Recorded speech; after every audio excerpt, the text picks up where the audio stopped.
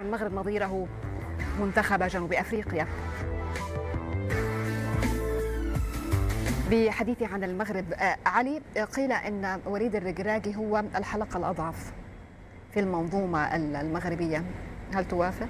لا بالعكس، أنا ما أشوفه بهذا التصور صراحة.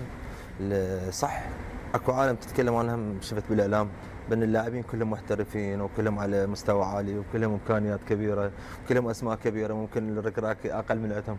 لا، أنا ما أشوف بهذا، بالعكس أنا أشوف المدرب الركراكي قدم صورة جميلة وكبيرة بالنسبة للمنتخب المغربي من استلم المهمة لهذه اللحظة. قائد الفريق بكل البطولات اللي قادها، صراحة أداء ممتاز، أداء مميز، واضح تكتيك المدرب، أسلوب المدرب، تعامله مع اللاعبين واضح الصراحة. المدرب الركراكي مدرب صاحب شخصية جيدة أعتقد حسب ما أشوفه، وأتمنى له إن شاء الله التوفيق. ومن المدربين الصراحة المدربين الكبار في مو فقط على أفريقيا أو على العالم. هو من قال أنه بعض الصحافة المغربية قالوا أن الركراكي الأضعف؟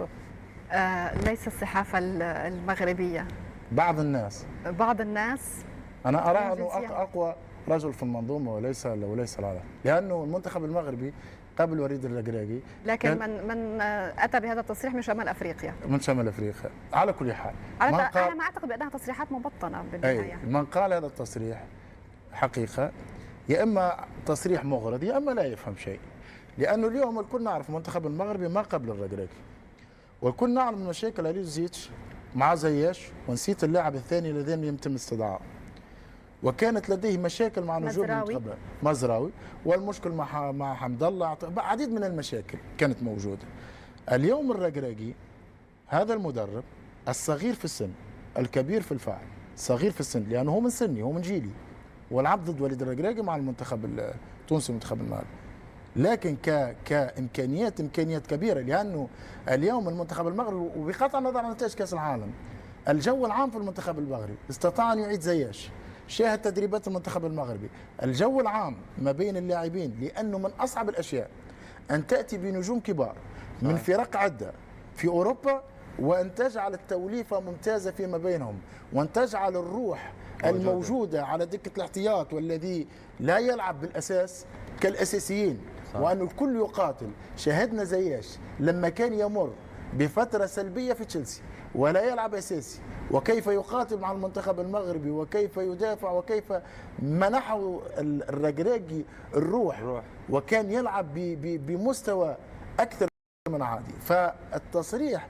هذا كي لا نقول لا يفهم، هذا مجانب للصواب او لا يريد ان يعطي الناس حقها. وليد الركراكي من افضل المدربين اليوم في الساحه الموجوده، وهو يقدم في اداء اكثر ممتاز، ومنتخب المغربي منتخب مخيف، مع وليد الركراكي اصبح منتخب يخيف الجميع، الكل يهاب المغرب الان صحيح. اليوم ولا بد نحن اليوم نتكلم اليوم كتونسي وك مشجع للكره التونسيه، اتمنى ان نعمل كما عملت المغرب على المستوى البنيه التحتيه، على المستوى الانديه المغربيه، على المستوى المنتخب المغربي، اتمنى ان نعمل ولو 30 40% وايضا والتسويق. اليوم نجاح، اليوم المغرب تنظم في كاس العالم، اليوم المغرب عندها كاس افريقيا 2025. المغرب حقيقه اذا نتكلموا بالناحيه العاميه هربت علينا، بعدت علينا باميال، وهذا لا شيء، نتمنى لهم كل النجاح.